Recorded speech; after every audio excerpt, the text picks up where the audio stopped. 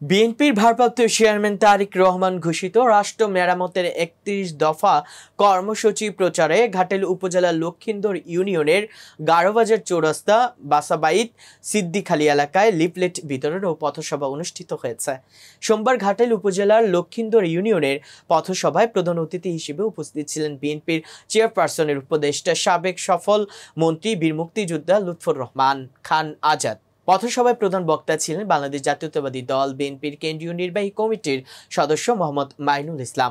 তিনি বলেন, শহীদ রাষ্ট্রপতি জিয়াউর রহমান অল্প সময়ের জন্য রাষ্ট্র পরিচালনার দায়িত্বে থাকলেও তার দূরদর্শী নেতৃত্ব এবং দেশপ্রেম তাকে জনগণের হৃদয়ে অমর করে রেখেছে।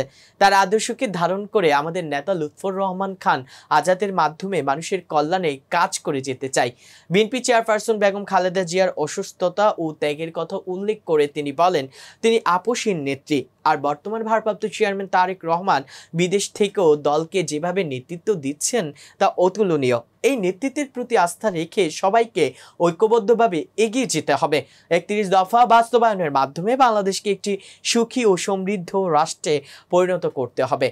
উক্ত কর্মসূচিতে আরও উপস্থিত ছিলেন টাঙ্গাইল জেলা বিএনপির সহসভাপতি ও সাবেক মেয়র মঞ্জুরুল হক মঞ্জু, উপজেলা বিএনপির সাবেক ভারপ্রাপ্ত সভাপতি তোফাজ্জল হক সেন্টু, উপজেলা বিএনপির সাবেক সিনিয়র যুগ্ম সাধারণ সম্পাদক আবু বক্কর সিদ্দিক, উপজেলা বিএনপির সাবেক যুগ্ম সাধারণ সম্পাদক হেলালুর রহমান খান হেলাল, পৌর বিএনপির সাবেক সাধারণ সম্পাদক ফারুক হোসেন ধলা সহ বাংলাদেশের জাতীয়তাবাদী দল, বিএনপির ছাত্রদল, যুবদল, স্বেচ্ছাসেবক দল, কৃষক দল, তাঁতি দল, শ্রমিক দল ও মৎস্যজীবী দলের নেতাকর্মীরা।